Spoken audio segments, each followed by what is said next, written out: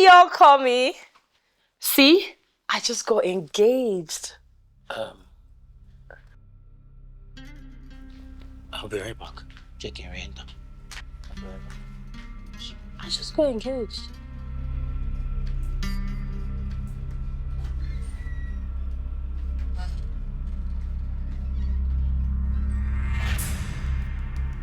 What's wrong with her? Anyways, so let me start looking for my wedding dress because... Can you explain what is going on? What's going on?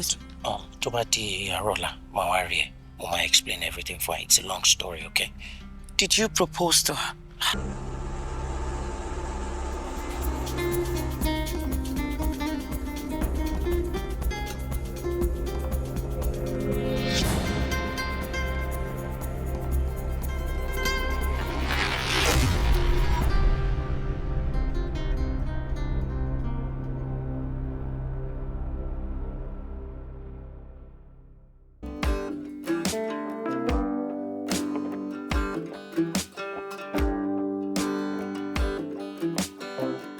JP. Yeah. How far you bolo now? Mama Shiwanle. Ìyá ẹ̀ ló ń ṣe photo shoot birthday. So what time, sha? Ṣé o lè fi sílẹ̀ ni? Àbí ṣé wọ́n photographer ni? Ó mọ̀rọ̀ àwọn obìnrin. Gbà yẹn ló máa sọ pé mi ò prioritize wọn. Ó dẹ̀ mọ̀ pé in everything my woman comes first. So torí ẹ̀ mo ṣe dúró tì. But I'll be with you shortly. Ó tiẹ̀ gbọ́dọ̀ come first. All right. Ṣé a máa pẹ́?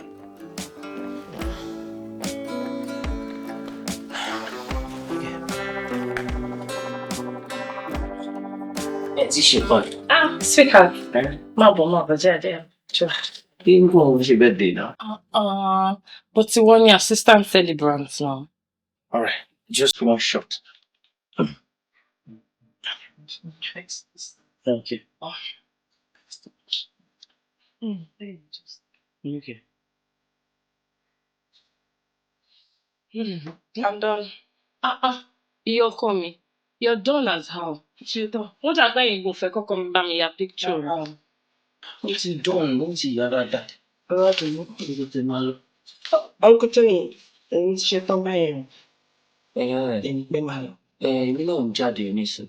Bóyá kí n kú gbé lọ́wọ́. Ọ̀lẹ́ jáde lọ síbọ̀. Mo sọ fún ẹ náà. Pé àwọn guys tó fẹ́ ra company wa wọ́n ní hang out by 4 p.m. and JP ti ń dúró dé. Ṣá máa pè é. Ẹ̀yin náà ẹ̀jẹ̀ dúró bá mi ṣeré náà. Ṣé dára kó ṣe iṣẹ́ níbẹ̀ lọ sí o? Bá mi ní ìlú mọ́tò ìta. Bye, baby. Love you.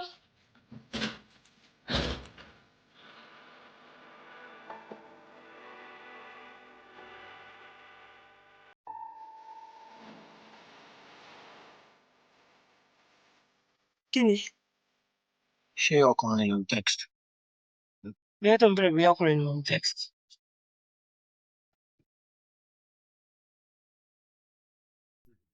Lọ́dún tí mo lè béèrè. Wait, are you jealous? You're asking me if I'm jealous? Of course I'm jealous. Why are you jealous? You have your own woman. Why are you taking it like a big deal? Because I love you. You love me. Yes. Yet, or introduce me as your little cousin to everyone. You love me. You treat me as a secret affair. Make it make sense. Mifemi, we've discussed this countless times. You know why our situation is like this. Today now, you're there, acting all lovey-dovey in my presence. Come on. Ṣebí ìwọ náà ṣàrí mo ṣe ṣe nígbà tó request for picture. You saw that I was reluctant. Mo kọ̀ dé bá ìyá kó má máa lọ rò bákan ni. Anyway, Bisola ni mo ń bá chat, mi bọ́kùnrin chat. Bisola, bọ́kùnrin chat. Bisola ni mo ń bá chat. Bisola obìnrin. I don't understand. Ọkùnrin jẹ́ Bisola ni. All right.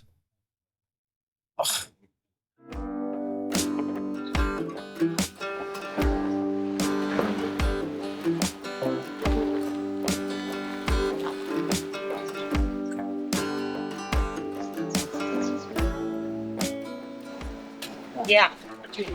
What's the fair? That's the fair. It's a lot more. Well, that's it's a very better. So, I'm going to tell you. I'm going to do 1 minute for them. Ah, ṣe ṣàlàyé pọ́ǹpù mi.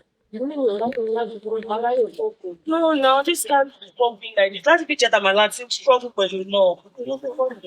No, this one, before it's all the rubbish. Bọ̀bọ̀ tàbí ṣaṣojú kí ló ń ṣe sí láti jẹta tàbí sọ̀rọ̀. Òun lè rí akájọ́ dànù. Èmi kí ẹ kí ìrìn ayé o. Ìrìn ayé o. Okay, so àlà. Ẹ take care. Bye.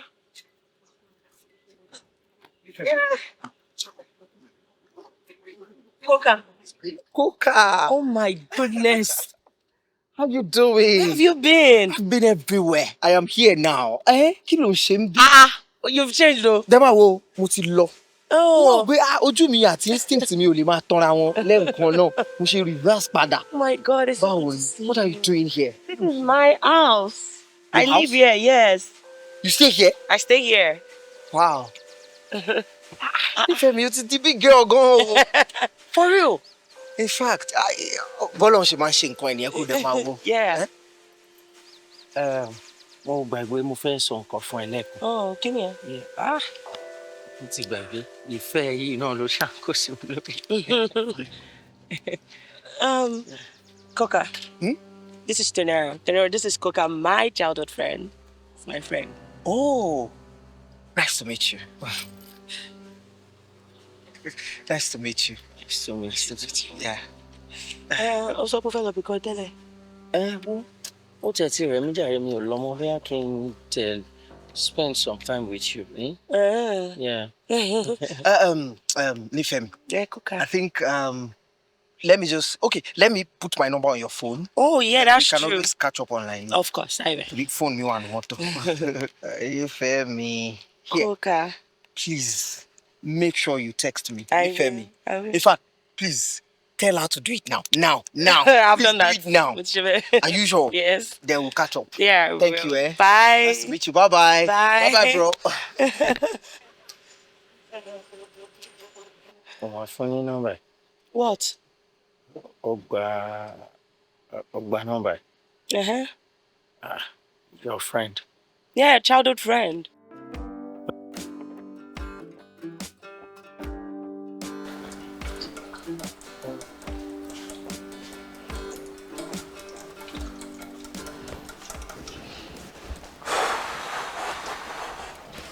My guy.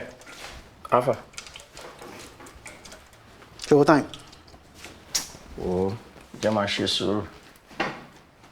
What's up with the laptop? All this cool and late for like 2 hours. We had to check Google Map. I saw what traffic on F3 gone.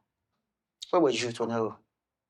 JP, can we get to why we are here? Why we are here? Oh, so my boy needs it. I want be 4 o'clock. You are here past 5. You only get to why we are here. Báwo ni àwọn tó fẹ́ ra company gan ṣáájú ẹni tó serious tí wọ́n bá jẹ́wọ́ ni tó fẹ́ purchase company ṣé irú àwọn èèyàn bá ìjọ tó fẹ́ bá ṣiṣẹ́ báwo la kí la assurance pé wọ́n ti ní pull out gan wọ́n pè mí látàárọ̀ mo dẹ̀ sure pé wọ́n lè ti block number mi gan. Oh yeah, má bínú, calm down. Má ṣe sùúrù. Kí má ṣe sùúrù. This deal was supposed to change our lives, guy. Okay, you know what? Pè wọ́n lórí phone. Kí n pè wọ́n kí n sọ kí ni kí n pè wọ́n kí n gbọ́ insult life mi kí n pè wọ́n lórí phone. Ó dá pé wọ́n máa bá wọn sọ̀rọ̀. Bá wọn sọ̀rọ̀. Ó lé tó yẹn náà. Kára balẹ̀ ni. Lè tó yẹn ń bọ̀ 5 o'clock. Yeah. Good afternoon, madam. My name is Tony Bolaji, JP's partner. JP is also Hi, here. Mr. JP. Hi, Mr. Bolaji. Good afternoon, madam. First, madam, I would like to apologize for not meeting up with the 4 p.m. appointment. Some things beyond our control came up at the last minute and we couldn't meet up. Oh, that's fine. Perfectly understandable. Ma, is it possible we reschedule? Of course. Just let me know what time works with you. We're still very much looking forward to it. Yeah, all right, thank you. Okay, thank you, ma. We will send an email.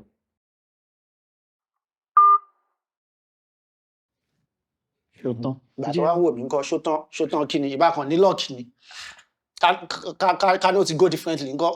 Lock. Woman yẹn gbóhùn tútù ó dé. ọ̀gbẹ́ni kò ṣe ohun tútù wèrè olóní ṣáà. Calmness solves a lot of problems o. bẹ́ẹ̀ ti. Not anxiety. wọ́n gbàgbé anxiety níbo ló ti ń bọ̀ níbo ló yà sí. Ló kàn ẹ́ ṣé òun ni bàbá mi. òun suspect ẹ̀ lọ́jọ́ mẹ́ta yóò tó ni. Pé kí ni? ṣé ìyẹn bó ti ń fọ bẹ́ẹ̀ yẹn jẹ́ Dọ́lápọ̀ níṣu. Wo JP jẹ́ ká wá bí kan lọ ká lọ mutí. Ó tiẹ̀ fi yẹn calm down. tiẹ̀ ọtí any small thing já lọ mutí. Ṣé ayé kan ló wà let's go ká lọ mutí ká calm down. Ó yá àṣà ṣe mí. ẹ máa lọ bá ẹ mutí. Àmọ́ ìyá let's go. Ayé ò le tó yẹn ó jẹ́ máa calm down. just sharp. Ṣé ò ní gbé system? kò kàn ẹ́. Wàá fi system sílẹ̀ ń bí. system la fẹ́ lọ mú ni. Ok, kò sí wàhálà. Màá gbé tèmi dání.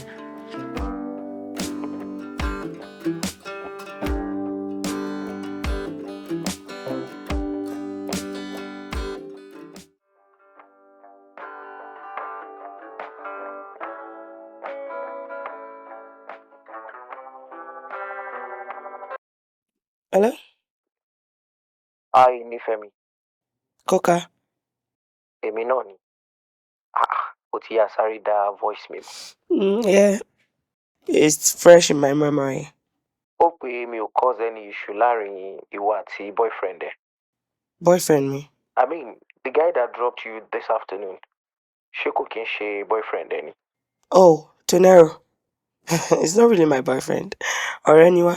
Seriously? Tí o dẹ̀ ń pè ní baby mi. Bí mi àti Tonero ṣe máa ṣe wà nìyẹn. Wow. Okay, anyways, ṣé o free ní weekend yìí? Maybe we can just grab lunch. Yeah, I'd like to do that. Where and when?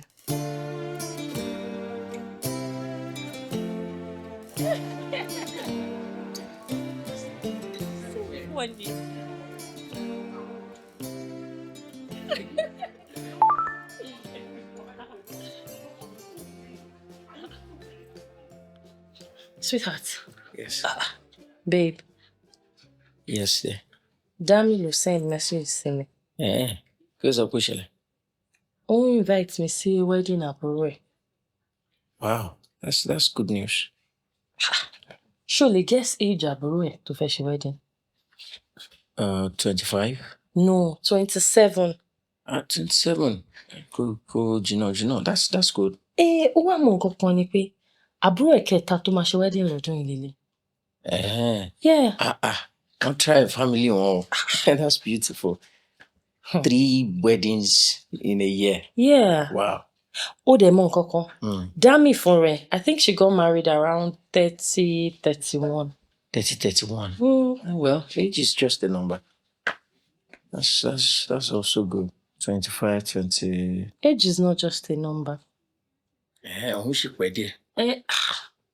That's amazing.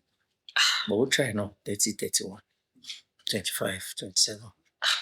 But babe, mo dẹ̀ ń sọ báyìí, ìwọ náà dẹ̀ ń sọ gbàbọ̀ mi, 30, 37, báwọn calculate age wọn nílé. Mo ń wo bí age difference.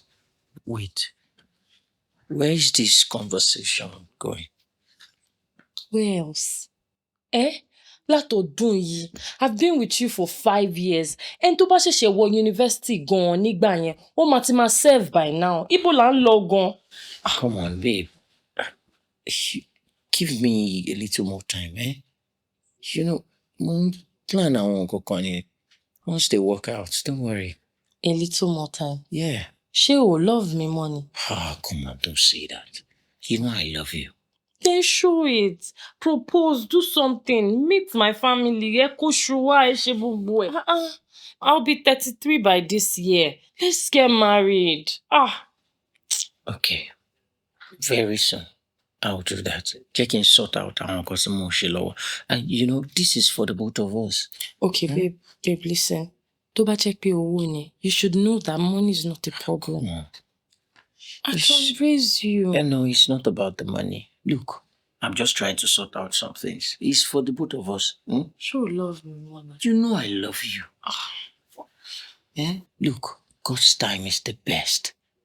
God's time is what? It's the best. Excuse me, John. Babe.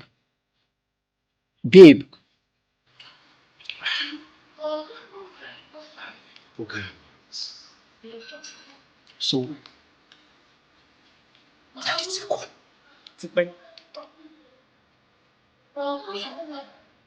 kí Ọlọ́run kó jọ kó túbọ̀ máa bá wa tẹ̀wọ̀n sáfẹ́fẹ́ rẹ̀. Àmín.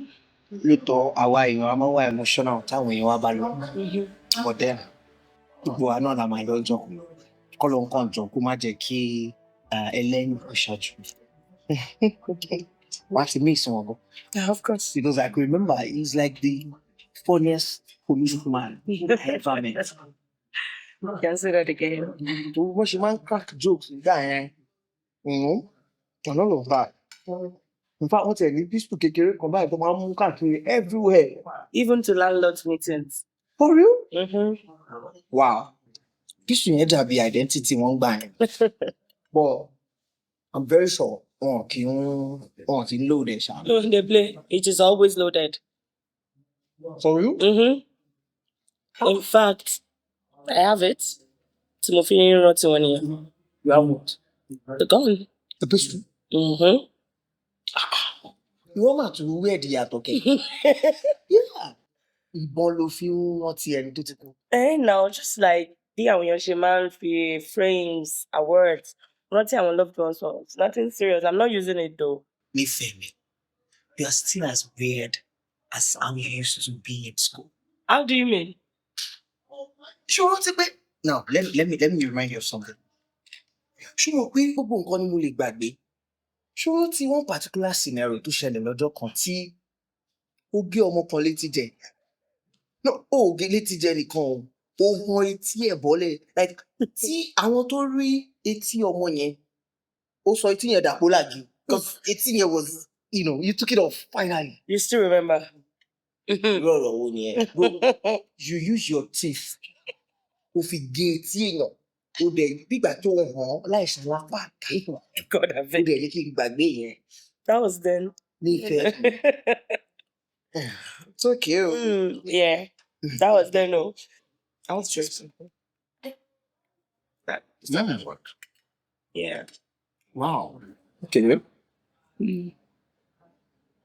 Wow. You took all of this? Yeah, I did. This is beautiful. Thank you. But ó yẹ kó ní ju followers tó ní lọ. Akio. Don't worry. Ṣé gbogbo nǹkan láyé ni? It's all about branding. Bí onígbà bá ṣe pé gbà ẹ̀, wọ́n ṣe máa bá pé. And now that you're with a branding expert, Mm-hmm. your life is about to take a turn. Not just a turn, a better one. To my take it to the next height. For real. Really? I feel like nǹkan tá a máa ń là ṣe ni pé we need to take few intentional shots, then one or two with riff of the moment and one celebrity don't hot himself. Then you put it out there, and before you know, everybody wants to come and check you out. People wants to be part of your journey, start following you, and boom, Tunde had not leave it close. I swear. John, but let me see very celebrity. That's not the problem.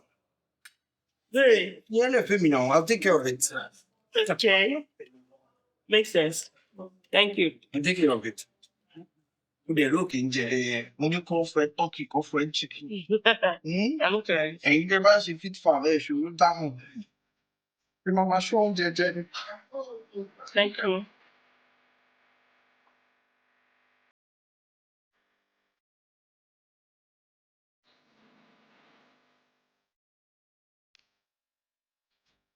No, that's funny.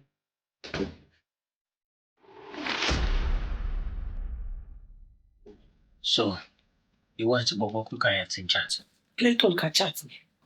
Really? But Tonero, kí wrong with me at home chat. Ọ̀rẹ́ ẹ̀ tó fẹ́ bá ẹ sùn. What? That guy wants to sleep with you. Búra sí wípé o mọ̀. He's only trying to help me build my brand. What no one has ever offered me. Nífẹ̀mí, tó bá fẹ́ sọ̀rọ̀ sí mi directly.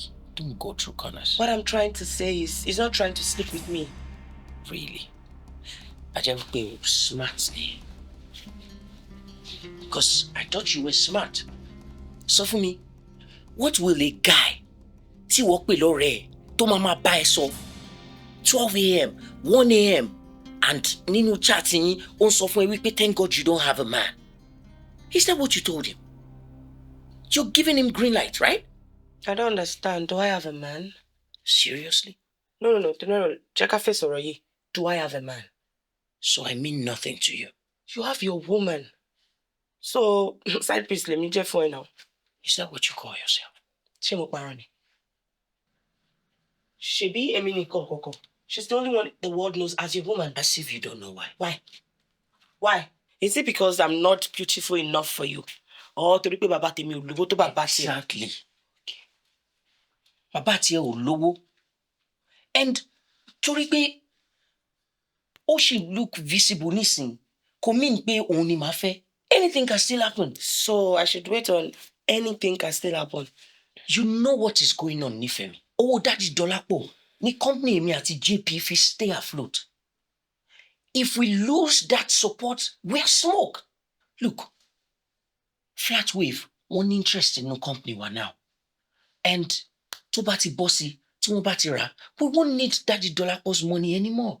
And now, tí gbogbo ẹ ti fẹ́ ṣe, you've been with me for the past 2 years and you've been enduring. Now, tí gbogbo ẹ fẹ́ yanjú, you're acting funny. Joe, why mo ṣe sure wípé tó yẹn bá dọ́wọ́ ẹ̀, wàá rí tèmi rò. Because owó tí dọ́wọ́ ẹ̀ gan bó ṣe ń behave. Seriously.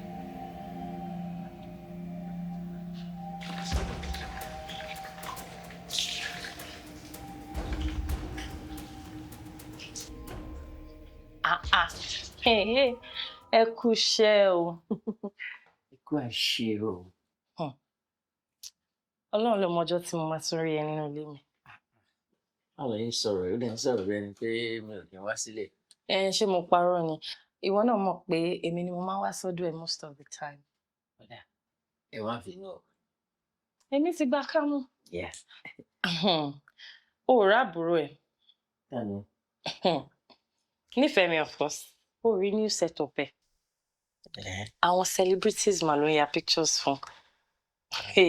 Like ó ti step up gan. Ṣé kò ṣọ́dà fún ẹ ni? Yeah, Mọ̀mísí ló máa jẹ́ mò ń bọ̀. Okay.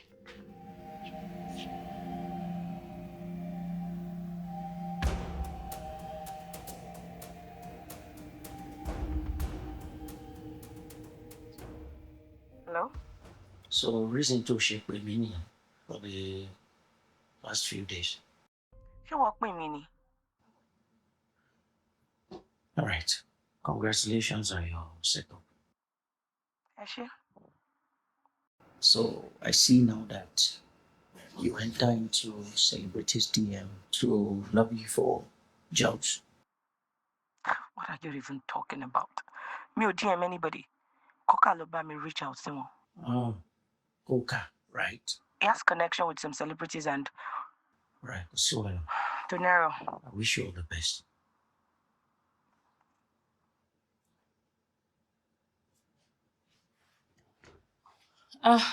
Babe, Mọ̀mísí ló pè. Mopsy? Yeah. Okay. Are you okay? Yeah, I'm okay. I'm fine. Are you sure? Yeah, I'm fine. Okay. You know what? You're seeing the movement. We are concerned. Oh, same mood as how? Babe. Maybe.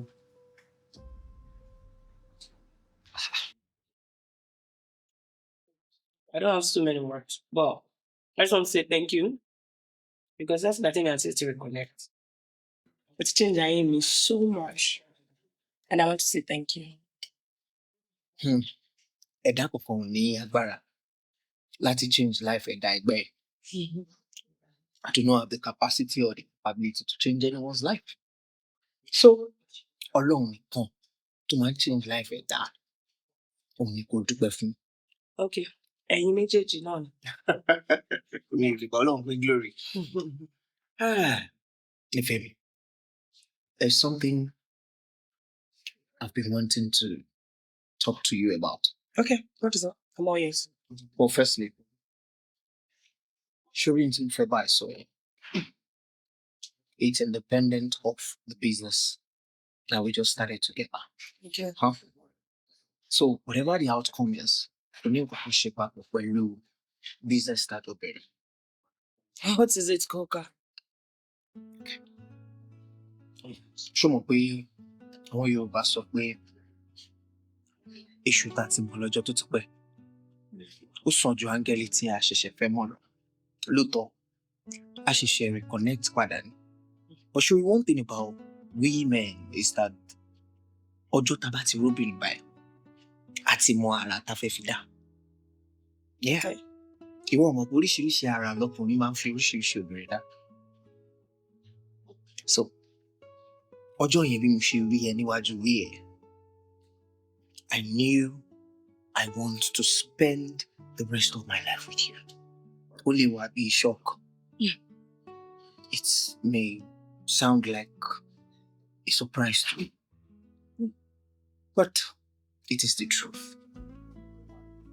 I love you, Ifemi. Mi ì dẹ̀ parọ́. Bóyá wàá pè ní love at first sight. Bóyá kọ́kọ́. Láti jọ yìí, tí mo ti wọ̀ ẹ́, ó rẹwà gan. Yàtọ̀ sí yẹn ó tiẹ̀ wá ní ìwà kan ní pàtó tó mi tèmi fẹ́ràn gan. Ability to do you without even thinking of what people will say. I love that a lot about you. Please, do this journey with me. All right. What's more confused? But, like you said, only by me, so I need you to give me some time to go through. Will you? How long would that be? Very soon. Okay. It's okay.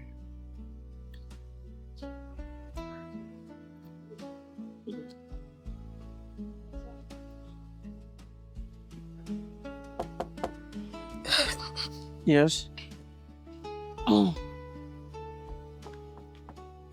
Hold on, please. Hi. Mo rò pé o ti bùyẹ̀ pẹ́ bí ìdáná yìí. Kí ló mú ẹ rò pé bóyá mi ìbú? Well, I came to see you. I have something to say. Okay. Kí ló bá? I met someone. Interesting. You met someone? Yeah, like me. Not like I mean someone ọkùnrin.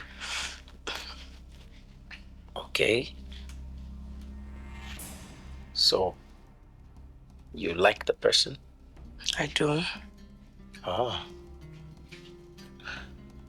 By any chance, is this person Coca? Ẹni yìí, ó ní kí n fẹ́ òun. Mo ń rò lọ́kàn mi láti sọ yes fún. You want to say yes? Bẹ́ẹ̀ni. But you know that will break my heart. But Tony, selfish gan. No. You're here living your best life with the woman of your dreams. And who says she's the woman of my dreams? Me, I don't know. I shall know you're living your best life. Oh, I life tèmi wá stagnant. You're not stagnant. My love life is stagnant. But I love you, Nifemi. Oh, please. Tony, please don't love me again. Stop loving me. Kí ló dé, ṣó fẹ́ yà mí wèrè ni? You love me, no long claim. But they make me official. You can't make it official that we're dating. So what's the essence? I don't understand. There's someone for everybody. You found your own. Check him now, look with love, what it me. And it's not that I cannot do it. I just felt like you deserve to know. And that's why I'm here. Really?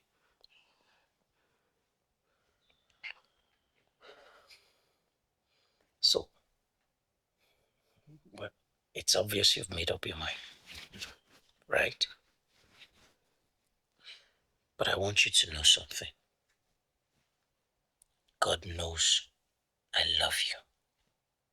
and that nobody can ever replace you in my heart. But since this is how you want it, it's fine.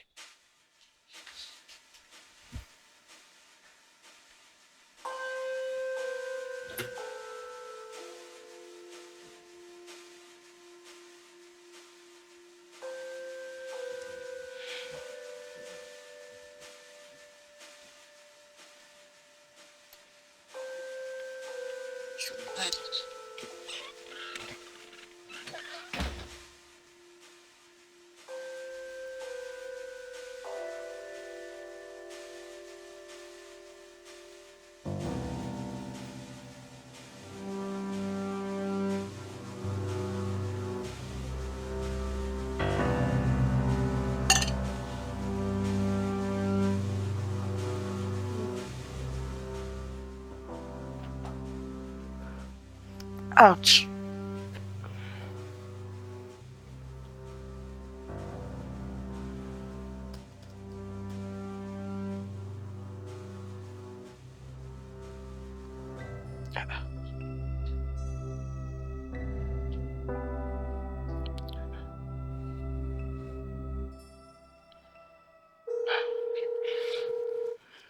Hello?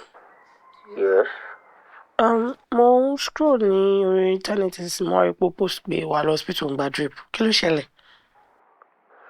As you can see, ara mi ò yá. Kí ló tó wá sọ fún anybody? Why didn't you tell me or something? Tell you where. Níwọ̀n tí o bá mi sọ̀rọ̀ for the past 3 days. Ìwọ náà bá mi sọ̀rọ̀ now. Wo nífẹ̀ẹ́ mi, mi ò ní energy àti argue. Okay. Hospital wo ló wà? Wọ́n máa discharge mi lẹ́nu. Alright. I'll check on you before the week runs out. Ọ̀dà.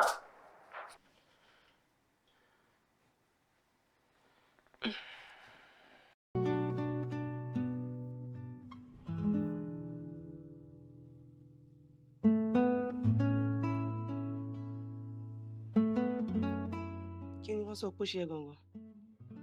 What do you think? I don't know. Look, I've gone through a series of emotions in the last few days. In fact, mo ti gbìyànjú láti commit suicide. Tony. Serious. But mi ò lè blame ẹ because it's obvious pé bó ṣe ń ṣe mí kọ́ ló ṣe ń ṣe ó ti replace me now. I didn't replace you. Then what did you do? Why are you not as heartbroken as I am? Truth be told, it affected me now. But I never imagined that you'd be this affected. Do you love me that much? Ifemi, what are you talking about? Torí bó ti mọ̀ pé mo nífẹ̀ẹ́, òun náà ló ṣe ń fi mí ṣeré bí ọmọ ayọ̀. No, if you're sharing now, you're the cause of this. And it's because you know I love you. Really? Then why are we here? How did we get here? What went wrong? How did we become so unfixable? Kì í ṣe pé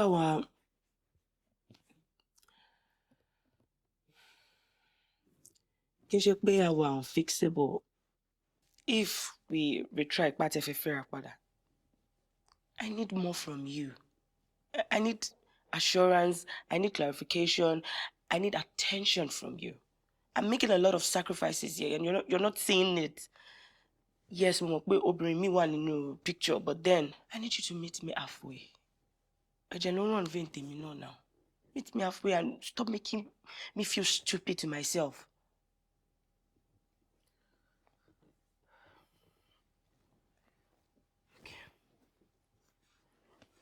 Ifemi, tí mo bá promise wípé mo máa right wrongs mi. Let's say I decide to do everything you say. Tí mo bá promise ẹ pé mo ready láti fún ẹ ní attention and all that. All that you have done, can any of them be undone? What things? Everything you've done with Coca. Mi ò lè imagine gbogbo nǹkan tí wà tí Kúkà ti jọ ṣe. The truth is, mi ò tí fún Kúkà lésì kankan. I was waiting to know where you stand. Really? Look, Nifemi, I stand with you. I promise you that I would give you all the attention and all the love that you deserve. But you have to promise me that you will stop communicating with Kuka. Okay. Okay. Okay, so you're going to stop the business shoot and whatever. Delete his number. You'll do that for me. Yeah. Ifemi, I love you. Love you too.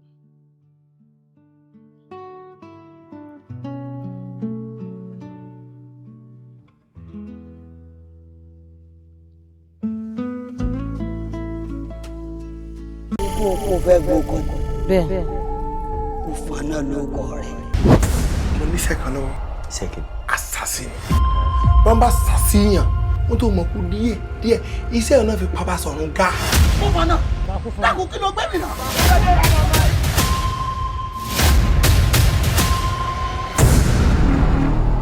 Èèmọ̀dé máa kẹ́yìn ọmọ olùsílá báyìí. Àdéhùn àárín mi àti bàbá yín mo tẹ̀lé. Èmi kúkú ọmọ pa, ń ṣàgbà tó fi dúró náà ni. Ọ̀dájúdájú ó sì tún fi ń ṣera rẹ níbi. Ẹgbẹ́ ni wọ́n ní búkú jọ gbé ẹ̀yàwó. Béèyàn bá bímọ dá kéèyàn máa ṣàyẹ̀wò ẹ̀jẹ̀. Báyìí pé mo ti ṣàyẹ̀wò ẹ̀jẹ̀ ni wọ́n ti mọ̀ pé wèrè mo bí. Kó fọ́nà tìgìdì rẹ̀ ń ṣeré ẹ̀tẹ̀. Tọ́mọ̀sì kọjá yìí lọ́dọ̀ mi. Kọ́ ọmọ bá fojú sunkún rẹ̀. Ìwọ ló fojú sunkún ọmọ. Kọ́nàkọ́nà ti ná máa gbà. Ìjà bọ́jẹ̀. Ẹ̀bùn ní báyé èṣù jẹ́. Àtọ́fún àtọ́sùn. Èlú ní báyé àwọn méjèèjì jẹ́. Èmi ní báyé yín jẹ́. Ní kú fọ́nà náà. Bẹ́ẹ̀ni olórí. Wọ́n ní kí làwọn àgbọ̀ ṣe. Ẹ jẹ́ sọ fún wípé àwọn àgbọ̀ ṣe mẹ́wàá. Àwọn tó ń bàjá ìyá àjẹ́ ni wọ́n. Ó fẹ́ fi gbogbo ẹnu pè wọ́n ni. Bàbá mi ní máa bínú sóníjà rẹ̀ lẹ́yìn ọdún mẹ́ta, oṣù mẹ́ta, ọ̀sẹ̀ mẹ́ta, ọjọ́ mẹ́ta, wákàtí mẹ́ta, ìṣẹ́jú mẹ́ta. Èmi kú fọ́nà lójú ẹsẹ̀ ní ìdájọ́ ẹ̀ bá bínú sí. Àwọn òṣàkálágbẹ̀dẹ fún bí nǹkan táwọn alágbẹ̀dẹ kan fojú di. Ikú tí pani tí ń dúró tí ní òfin mọ́ làkàlàkà fẹ́ lóyún sọ́lẹ̀ gbọ̀n. Láwọn tó jẹ́ pé èmi fúnra mi ò lè kọ́yán wọn kí n má fèwé bò. Ọlọ́ ń bá wọn àbájá. Á lọ dènà. Yóò jẹ orí burúkú níyà. Ẹ̀rà dẹ̀dẹ̀ ẹ̀yẹ ayé. Ẹ̀rà dẹ̀dẹ̀ ẹ̀yẹ àgbà.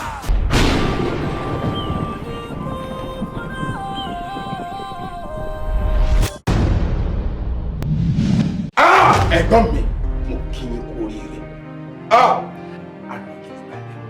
Mami, yí 360. Yí 360. Ìyá mi mọ́ ti jù. Yéé! Ẹ̀gbọ́n mi!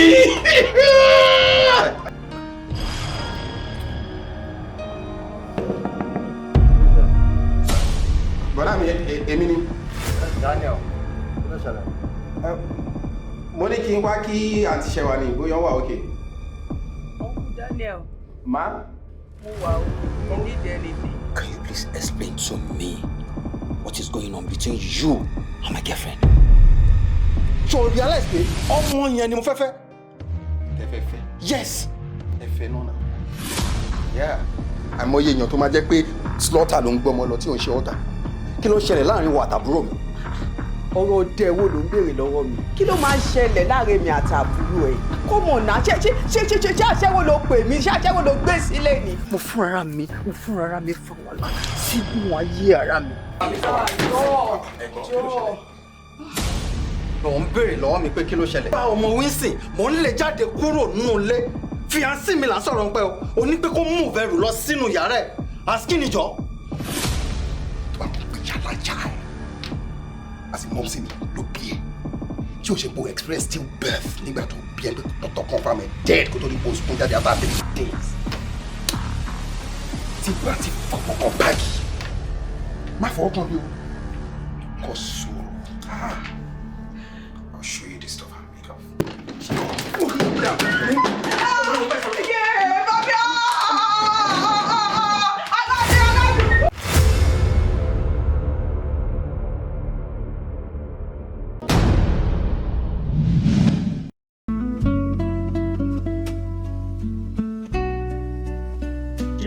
Kí ló tún ṣẹlẹ̀ this time? Well, ṣáàní sùúrù. Yàrá mọ̀ gbé mi. Kí ló ní mo ṣe? Ó fẹ́ jẹ́ ẹ̀sùn. So, only for the past 2 months, pé o ti change. Olóògbé tó ń wò wọ́n, mo kàn ń ṣe bó ṣe kùn náà ni. Listen, ọmọ yẹn ké ńgbà tó pè mí ni o. She was crying. Yes, and she sounded done. That's how she sounded to me. So, bóyá dúró létí tèmi, ó ti break up pẹ̀lú ẹ̀ already. The only thing tó lè make tó lè ṣe tó kàn lè fún ẹ ní pé miracle tiẹ̀ ṣẹlẹ̀. Bí o marry ọmọ rẹ̀. Kì í ṣe marry May next year, pé bí o marry like next month ni o. Ọ̀rọ̀ tí mo sọ yẹn ó jọ comedy àbí ṣé mo lè jọ sọ̀rọ̀? bọ́ọ̀fì ó lè sọ̀rọ̀. Ẹ̀wọ́n àtàwọn yóò lè break up. Ṣé wọ́n pé deal tá à ń negotiate láti jọ yìí àwọn òwèrè tá a ló fẹ́ ra company àgbọ̀ anything for like 2 months or 3 months ní àgbọ̀ anything látọ̀dọ̀ wọn. So àti ìmọ̀ bí àwọn yẹn máa rà àbí wọn níra. Ṣé wọ́n bá ní ìdí ọmọ ètò? Ṣé mo ti lọ Ó sọ̀rọ̀ lè báyìí? sọ̀rọ̀ sẹ́ẹ̀. Ó dà bó o mọ problem tó wà lẹ̀. Jẹ́ nǹkan clear ní kankan. Okay. Ṣòrí tí ìwà ti Dọlápọ̀ tẹ bá break up lẹ́nu kò ní tó 1 week tí máa fẹ́ mọ̀. Kì í ṣe pé mo like ọmọ náà o, kì í ṣe pé ìyàwó ẹ̀ ń wọ̀ mí lójú or something o. Ó kàn yẹ pé mi ò mọ̀ bí á future tiẹ̀ ó lè má matter sí ẹ. Ṣòrí mi future mi ì ṣe rárá. Ọmọ yẹn kẹ̀ ó wúlò fún future mi jù ẹ lọ. Ó dàbí mi tí mention yẹn náà fún ẹ rí. Dọlápọ̀ wúlò fún mi jù ẹ lọ.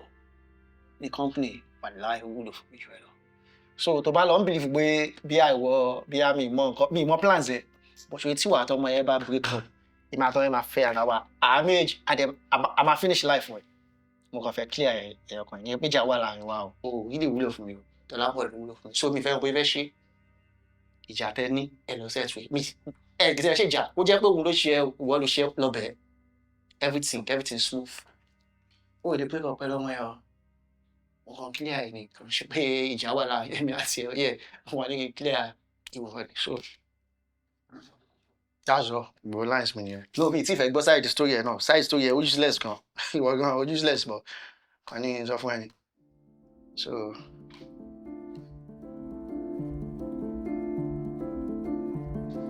Mi ní tọ́ ẹ̀. Ó ṣe mí gan.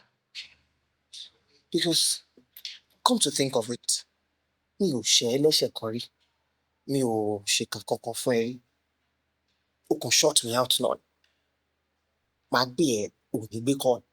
Màá text ẹ, ò ní reply text mi. Ó wá sọ mí di ọlọ́dẹ tí ó ń ṣọ́ WhatsApp status. Tí bá rí tó post anything báyìí, mo ti sáré wá, màá ti sáré wá text ẹ. Yet, o ignore gbogbo ẹ, o response.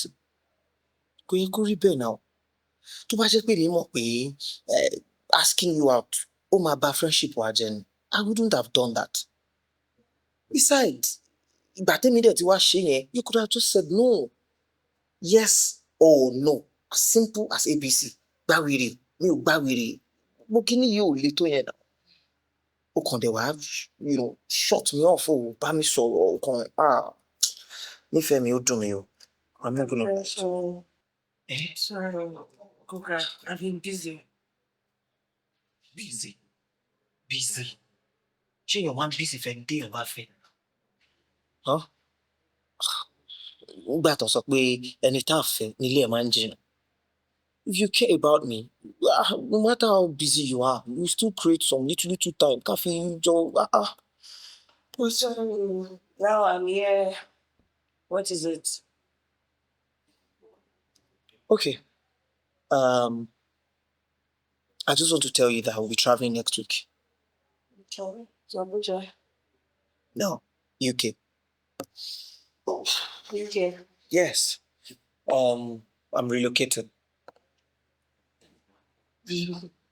What are you saying? Yeah, a lot has happened during that period. Tí o fi bá mi sọ̀rọ̀ yẹn, and one of it is this. You can see. You get it. I met a girl. Nígbà tí a sọ̀rọ̀ yẹn. We fell in love and we got married. quietly though, pariwo, so. And we both decided that we want to start a new life abroad. So. Oh, marry. Láàrin ọjọ́ mélòó. Láàrin kádìjú kálá. You know, mo ti sọ fún ẹ rí pé mi ò kí ń gba kọ́nà tó bá ti di ọ̀rọ̀ ayé mi. I know what I want, and when I see what I want, I go for it. Mi ò ń pẹ́pẹ́. And that's exactly what happened. So mo kàn pé I cherish our friendship. Kò dẹ̀ ní dákú jẹ́ pé online wa ti wá lọ máa mọ̀ pé mo ti jápa. Mo ṣe wò pé kí n pè ẹ́ kí n dẹ̀ sọ fún ẹ officially pé I'm relocating to the UK. I appreciate that, and I'm happy for you. Congratulations. Thank you. But trust me, our friendship is still fine. Wow. Yeah. Whether here or there, far, near, close, we are still friends. Mm-hmm. Trust me. Yeah.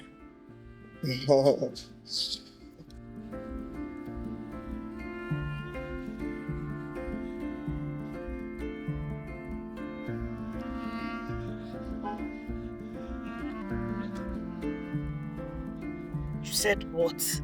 Are you talking to me, ma? No, driver, please, I'd like to change my destination on the app. Okay, ma.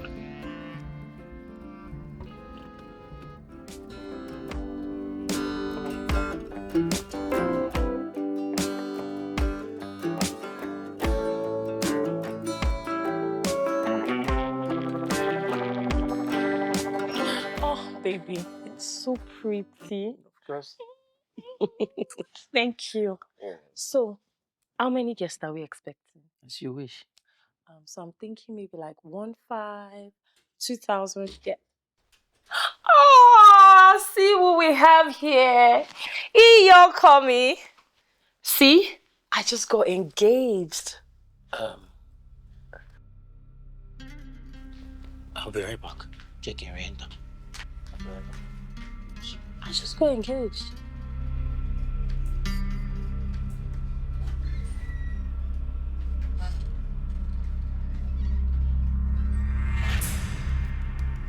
What's wrong with her? Anyways, so let me start looking for my wedding dress because... Can you explain what is going on? What's going on? Tó bá di àrọ̀lá, màá wá rí ẹ. Mo máa explain everything for you. It's a long story, okay? Did you propose to her? Ani màá wá rí ẹ láàárọ̀ lásẹ̀.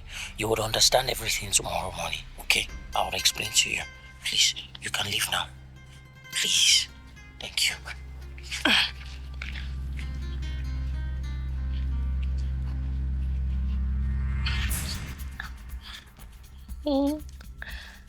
love this one. Babe. Kí ló ṣàbúrò ẹ náà? Dàlú jàre, ṣorí bó ṣe wà yẹn. Bá ti fa nǹkan ẹ̀ bẹ́ẹ̀ bó ṣe máa ń ṣe ni. Fa nǹkan? Ó fagbáná. Something like that. Ẹ wá ń wòran. Kí la dé má ṣe? Tó bá lọ jájà nǹkan. Ọjà bíi tí bá wo gbaná ọjà ṣójọra wọn ni. The thing is, bó ṣe wọlé yẹn mo ti rójú ẹ pójú ẹ pọn. So mo ti mọ̀ pé rábò ti fa nǹkan nìyẹn. Mo ṣe sáré discharge. Èèyàn ò dẹ̀ lè wá mọ̀ o. Sometimes èèyàn kì í mọ̀. Hey! Ìyá ti wò pé fine girl gbogbo àṣọ ń. Bẹ́ẹ̀ni. Ìyẹn ò tiẹ̀ kàn mí. So, kí ló fẹ́ òun pa dírẹ́sì? Mo feel pé off-white tí ma nice lórí skin color mi. And then you would do the blue blazer.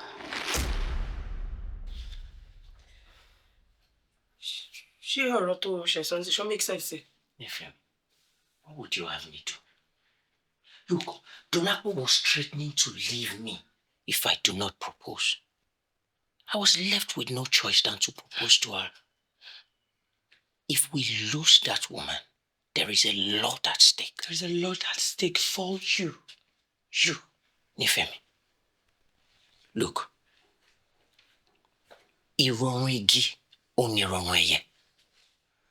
You have something to gain from this misfortune. Because mo sọ fún Dolapo wípé ìwọ ni mo fẹ́ kó ṣe photographer wedding wa. And she's ready to pay you 3 million naira. Look on the brighter side. Look on the bright side. Ah! Oh, yeah, we're laying your gun. No. No matter who makes sense. But right now, I'm not sure if you're stupid or you're moving mad. Any can cover a marriage to another woman. What do you take me for? After everything I make you do to me. After everything I've been through with you. You reduce me to this, I don't understand. Ifemi. Ó gbá etí mi. Tí kò bá ṣe wípé mo ro ilé eré tí mo ti jáde wá. Tí kò bá ṣe wípé mo wà responsible. Tí kò bá ṣe wípé mo ti vow wípé mi ò ní ever fi ọwọ́ mi kan obìnrin. Nǹkan tó ṣe yìí. Ó bá má mú jẹ. Kò ní dà fún ìwà tí ó ń train ẹ. Kò ní ragbá fún ìwà responsibility ẹ. Tony, no do wetin you no go fit handle. Bí mo ṣe dání mo mọ̀ yìí o. If you see my other side, I swear it go shock you. O lè ṣe nǹkan kan. Yes, o lè ṣe nada. Wo tó bá jẹ́ pé òun wò pé tí mo bá fi ẹ́ sílẹ̀ o àbí nǹkan kan o wà lọ bá Dọ́lápọ̀ wà sọ fún pé èmi àti ẹsì jọ ní nǹkan kan pọ̀ wọ́n irọ́ ló pa kò lè work because bó ṣe jáde lánàá òun ni mo sọ fún mo lóò ti fagbáná pé orí ẹ ti dàrú o mọ nǹkan tó ń ṣe mọ́ mo dẹ̀ ṣàlàyé fún I confess to her I told her that èmi àti ẹ àtijọ́ ní nǹkan papọ̀ ó bínú ó faraya but guess what few hours later ó pè mí ó fà mí mọ́ra ó lóun ti dáríjì mi mo dẹ̀ mẹ́rùlẹ̀ fún. Look, you cannot win this war because there are so many things men will get away with. So get that into your skull.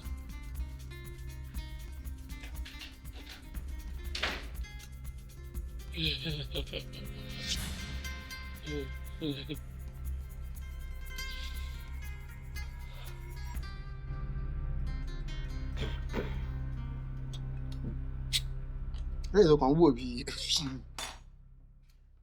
JP. Ó ní confession kan tí mo fẹ́ make.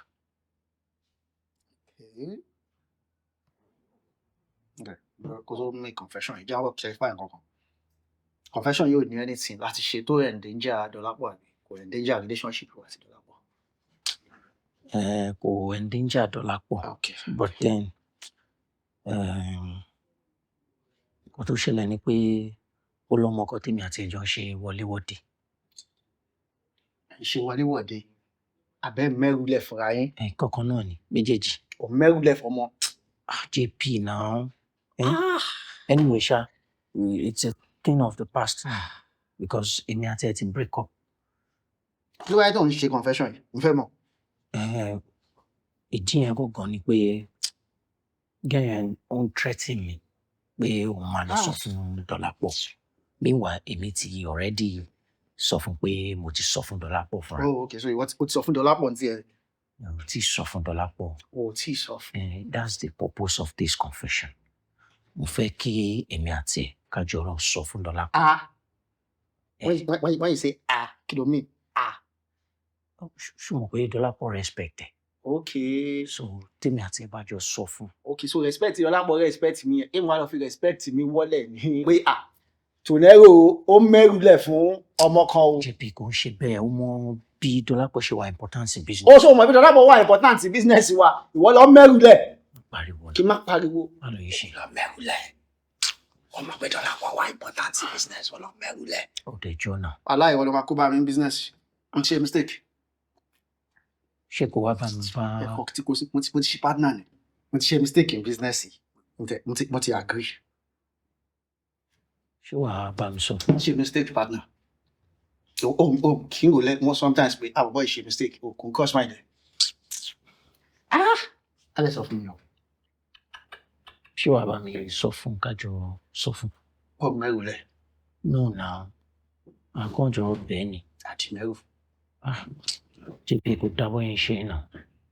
Jọ I'm not man enough, but then. Wallahi, you're not man enough. Eh? I want you.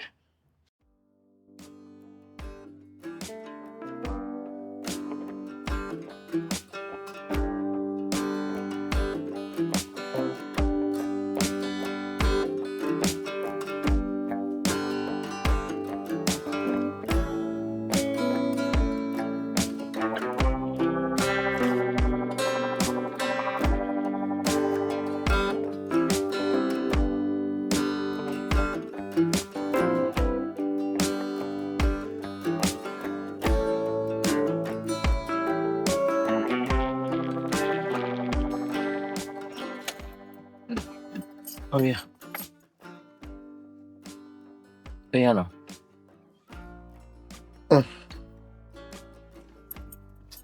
Mo nǹkan tó ṣẹlẹ̀. Wọ́n.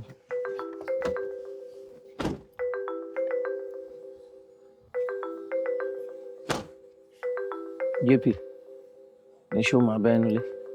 Wọlé. Ní máa bá ẹnu lé sẹ́. Okay.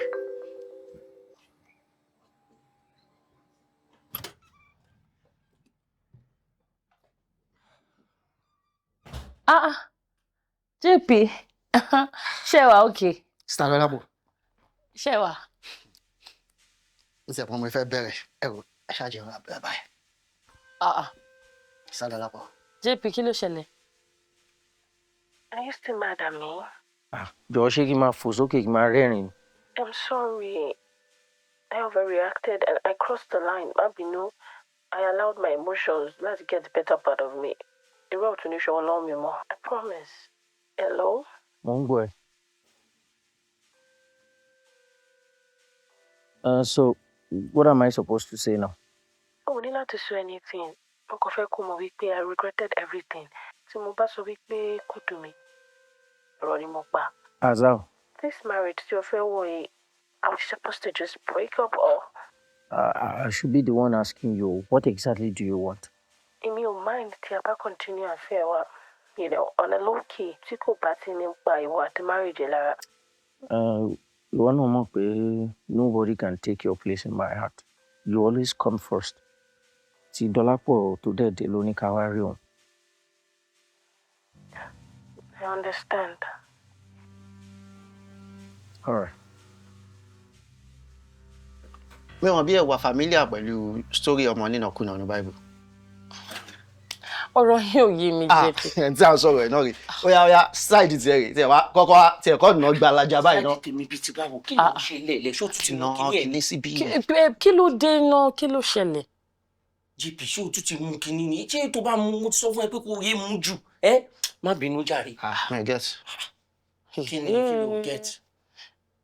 Ó dà pọ́n ní nǹkan kan tó fẹ́ bá mi sọ. Kò sọ nǹkan kan fún ẹ ṣó o tún ti sọ o sọ pé ó fẹ́ sọ nǹkan fún má dáhùn jàre app kan tí mo ṣe develop tí mò ń sọ fún pé later o máa sọ fún ẹ ṣé òun ló tún ṣe wá kúnlẹ̀ báyìí ó ti sọ fún ẹ pé kó ra máa mú kíní mi ò lágbídé náà kí ni gbogbo eléyìí máa rí ẹ later wá máa lọ jẹ́ ká sọ dídé náà. JP ṣé wà okay? Abẹ́ fẹ́ bá mi sọ̀rọ̀. Ọ̀rẹ́ ẹ̀ bó ṣe máa ń ṣe nìyẹn má wọrí jẹ́ ká lọ à á sọ ní. Ó dẹ̀ dà pé wọ́n because wọ́n tẹ̀ ti pa àwọn òwe oríṣiríṣi gan.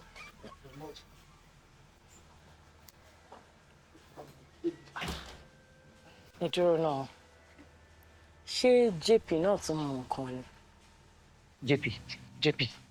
JP ṣe sùúrù o má bínú ṣe new development yẹn kàn ṣẹlẹ̀ ní bọ́ máa gist ẹ later you understand.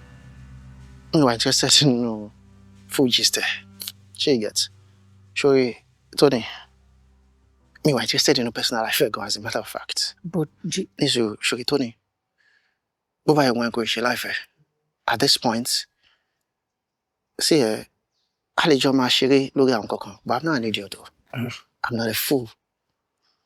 Ṣórí company why let's not lie to each other. I'm in the brain box company. Yes, you can barely write a line of code. That's the truth. One or more. So, no more. Me o chat and sort. Mo kàn fẹ́ kó mọ̀ ní wípé the reason we just co-founder the company is because of your financial contributions and the me at the end of the way that's not directly you. So, tó bá wá ṣẹlẹ̀ pé anything ṣẹlẹ̀ sí relationship wa àti woman yìí, I'm going to kick you out of this company. Yes, I'm going to kick you out. I'll kick you out. I'll make sure we'll cool with nothing. Mi ò bá ìjà nǹkan sọ fún ẹ sódà tó bá ṣẹlẹ̀ tán kò ní dàbẹ̀ ni wípé ẹnìkan dalẹ̀ ẹnìkan ṣé you get. But tó bá yẹ wọ́n kò ṣe láìfẹ́ ń dá sí mọ́ ọlọ́run afábùkù mọ́ ó ṣe ọ́ ó ṣe.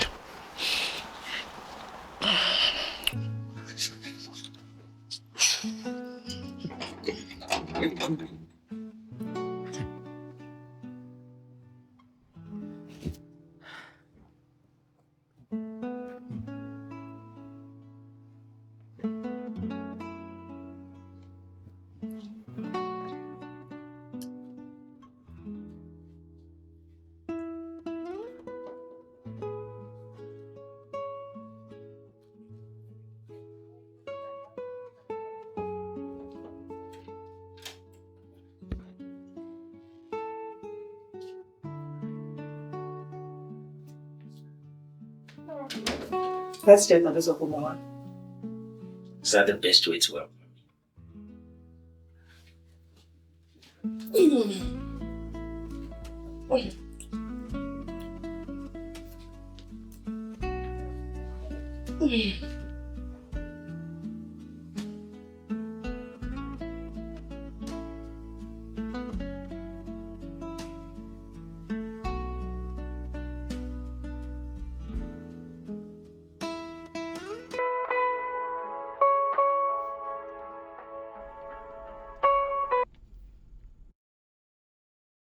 Hello?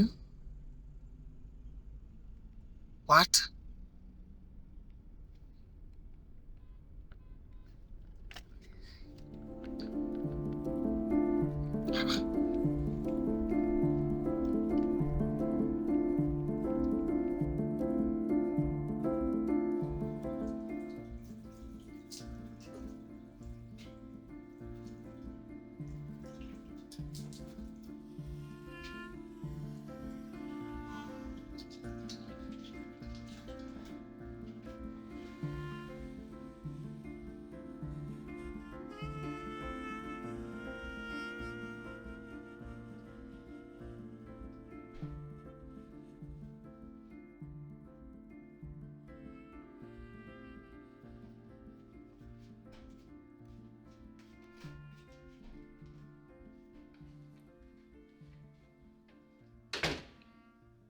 Lucia. Ṣòrántí ọ̀rọ̀ tó sọ fún mi the last time tó wá síbí. About men getting away with a lot of things. What has that got to do with anything? There are a lot of things women can get away with. Like rape accusation. So torí yẹn ló ṣe ṣe gbogbo ilé ìsàlẹ̀. Ṣé marriage ẹ pẹ̀lú ọmọ bàbá olóyè? Ṣé máa survive ẹ? And that corporation trying to buy your company. Nígbà tó bá mọ̀ pé rapist ni, but they still want to go ahead with the purchase. I'm actually disappointed in you. I used to think you were smart.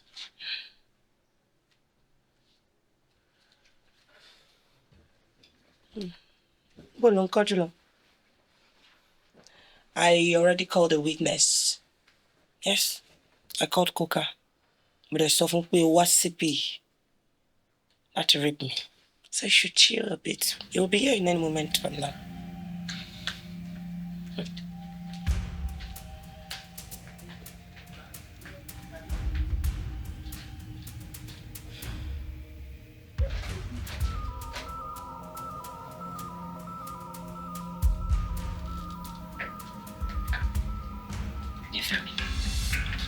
What is this nonsense? Where's the key? Look.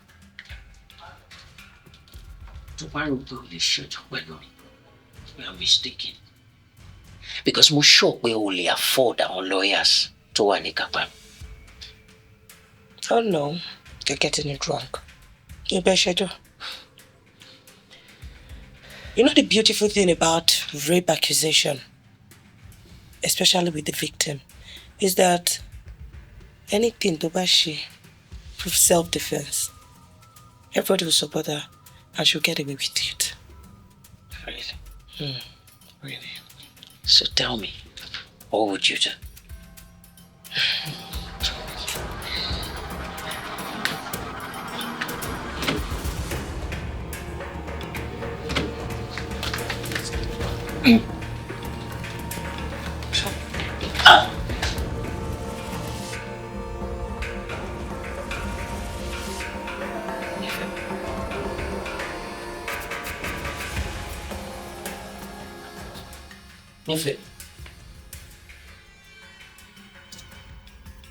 Nife, you better get up and stop pretending. Nife.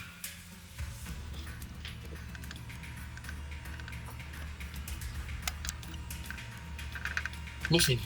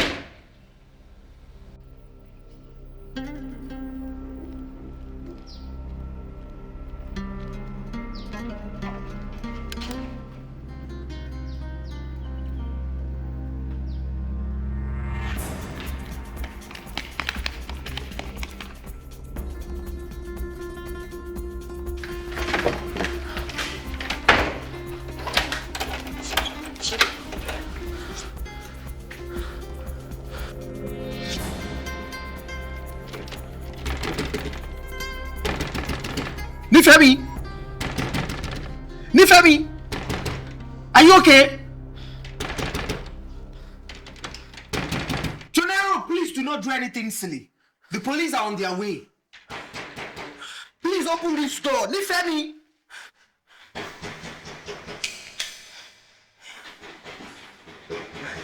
Nifemi, are you alright? Please just watch this. Tonero,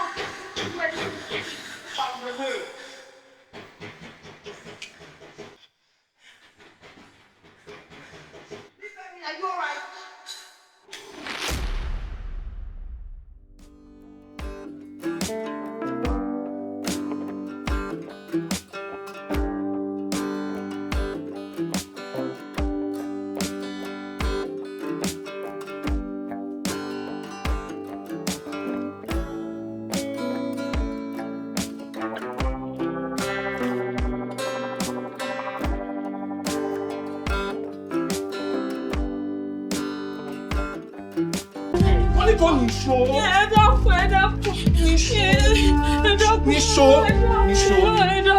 Lọ́lẹ̀ gbalasa ṣọ́ọ̀gbọ́n mi ni mo ní kó lọ́lẹ̀ ṣé tí ń dùn ọ ni. Wọ agbóte olùmọdé jẹ ìwé ṣé mo wí fún ọ ṣé mi ò wí fún ọ agbóte olùmọdé èmi máa lo ẹ̀jẹ̀ ni. Ẹ má ṣe bẹ ṣe tọ ẹ dákun. Mi ò jẹ mẹ́rà.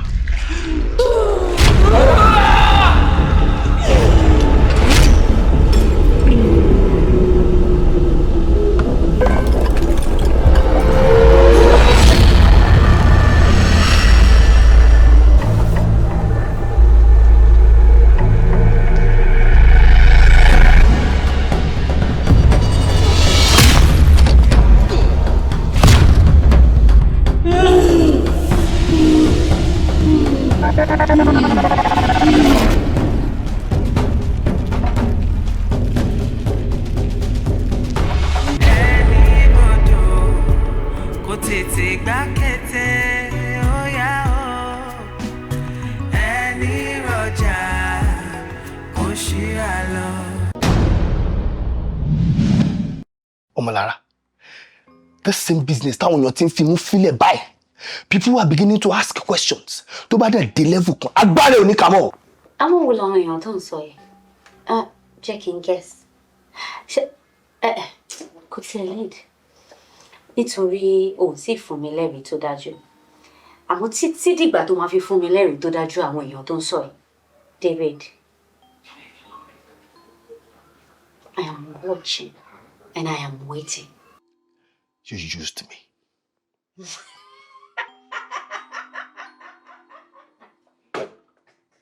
You? All of a sudden, ọkàn wa bẹ̀rẹ̀ sí ní lẹ́rìí ọkàn ṣá. Ẹ̀rí ọkàn tí ò ní tẹ́lẹ̀ irọ́ kò ń ṣẹ̀rí ọkàn. Ọkàn yóò fẹ́ ó wá ń jẹ́ kó feel bí ẹni pé o lẹ́rìí ọkàn níwọ. Do not cross me. Because if you do, I will crush you. Màá rún ẹ yégéyégé.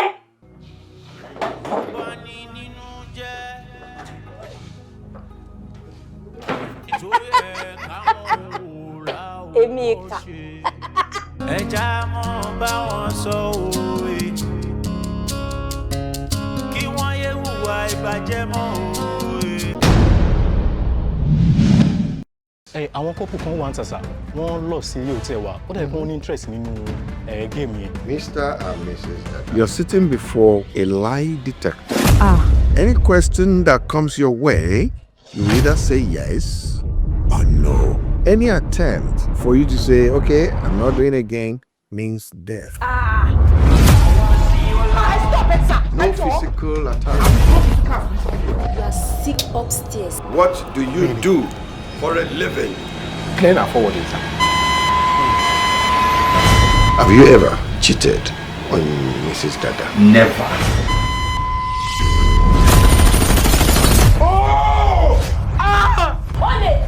Olè ló yà. Ẹ̀dẹ̀ mọ̀ sàpété yóò bá rí gún, èèyàn máa fòkè ṣẹ bọ́ ni. Ìgbẹ́ tó sọ̀rọ̀ ẹ̀kọ́ níta bàyẹ̀ tó bọ́ ni kí ni. Ṣebí nígbà tí mo béèrè Mattel, ó sọ pé mo fẹ́ tẹ́. Ó tún ní kí n béèrè Chivita. Ọ̀tá náà ló ṣe lè wo Chivita. Tó bá gbọ́ kọ́ ọ́dà ẹni tí ó bá ní. Má jẹ́ kó mọ̀ pé ìwé gangan ìyàwó ẹ̀. Mi ò like máa sọ part story because mi ò like èèyàn máa pity mi. Shut up. Embarrassment is better than yes, I'm a robber. What do you do for a living? Another will say, yes, I'm a robber. You, what do you do for a living? Nothing. Go and find a living. Become a thief one day. Hello, Mr. Dada. I told you, if you disobey me, you will die. Shut up! You will die. My third leg was dangling between my laps on the streets of Lagos. Shoot. Má sọ mí dopò ọ̀sán gbogbo mò ń bẹ̀ ẹ́ ni. Bí o sówó, fàárí o sí. Kí ni source of income yìí? Real estate ni mo ṣe sá. Mo ń ralẹ̀, mo dẹ̀ ń talẹ̀, mo ń talẹ̀.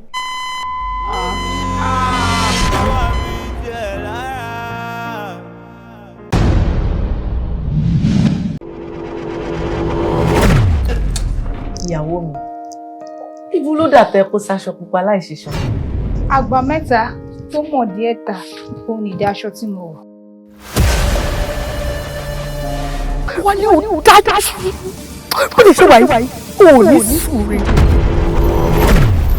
Kò fẹ́ nìyẹn, nǹkan tọ́kọ bá ti lóun ò fẹ́, kò fẹ́ nìyẹn, ó máa gba nǹkan tó bá fẹ́ ni. Ẹ bá mi bẹ̀ kó má kú bá mi.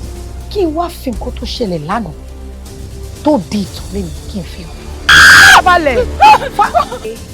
Ìwọ àti Sisi Àǹjọ́lá àbúrò rẹ̀ ó ní àwọn kọ̀ọ̀kan tẹ́ ń fi pamọ́ fún mi. Èmi ni mo ṣokùnfà bó ṣe lóyún ẹlẹ́ẹ̀kejì fún. Mo gbọ́kọ mi rẹ́ mi ò gbọ́kọ mi rẹ́, mo ṣépè fọkọ mi ò ṣépè fọkọ mi. Báwo ló ṣe kàn ẹ́? Ǹtẹ́ ń wá nídìí akọ̀ṣù, ẹ má kàn nídìí ìwúra o. Tó bá ti lè tó àsìkò ìpèsè yìí, mo gbọ́dọ̀ wálé láti wá ṣe. Mo ṣèlérí fún ẹ pé mi ò ní fẹ́.